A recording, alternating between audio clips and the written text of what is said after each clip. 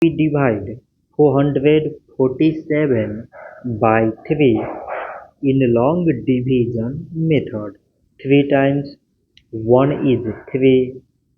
On subtracting, we get 1. So now we put down this 4 and it is 14. So 3 times 4 is 12. On subtracting, we get 2. So now we put down this 7 and it is 27. So 3 times 9 is 27. On subtracting, we get 0. So 447 divided by 3 is 149.